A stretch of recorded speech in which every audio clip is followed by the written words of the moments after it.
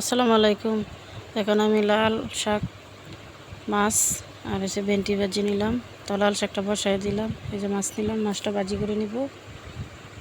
পুঁটি মাছ নিয়েছি, তাই যে পুঁটি মাছটা আমি হলুদ মরিচ দিয়ে মাখাইয়ে নিতেছি। তাই যে আমি ভাজিটা বসাই দিলাম। এই যে লাল শাক আর চুলায় বসাই দিলাম। তো এই যে লাল শাকে আমি লেবু পাতা দিয়ে দিলাম। এই দিক দিয়ে ভাজিটা আমার হয়ে গেছে।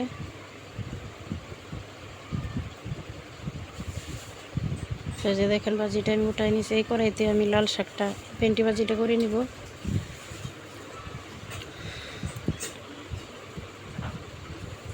তো যেদিকে দেখেন, তো ভেন্ডি ভাজি করাটা আমার হয়ে গেছে। তাই যে আমি নামিয়ে নিলাম। তো এখন আমি কড়াইতে আবার আমি লাল শাকটা বাগার দিয়ে দিলাম, বাগার দিয়ে দিব। তো এই যে লাল শাকটা বাগার দিয়ে দিতেছি।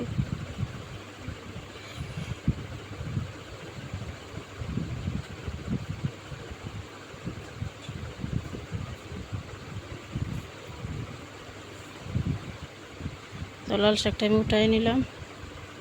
তো এখন আমি মাছটা বসাই দিব।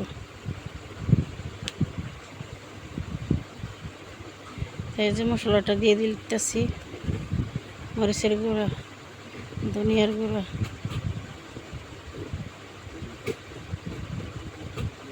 হলুদ গুঁড়া দিয়ে দিছি। তারপরে আমি একটু লবণ দিয়ে দিলাম।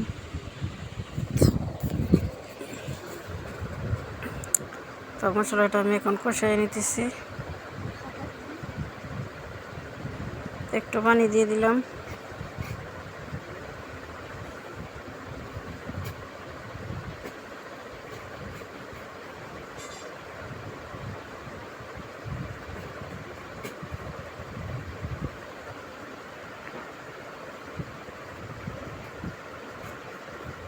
তো এই যে মশলাটা কষানো হয়ে গেছে আমার। তো এখন আমি মাছটা দিয়ে দিব।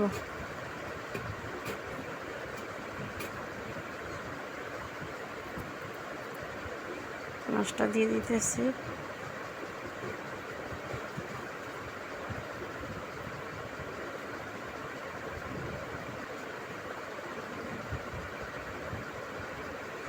আমার ভিডিওটা যদি ভালো লাগে, রেসিপিটা, তো লাইক, কমেন্ট ও শেয়ার ও সাবস্ক্রাইব করবেন।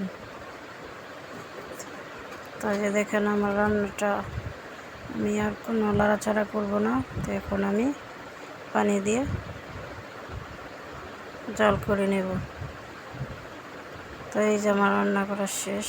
তো এখানে আমি ভেন্ডি ভাজি করলাম, লাল শাক রান্না করলাম, এই যে আমি মাছ রান্না করলাম। ধন্যবাদ।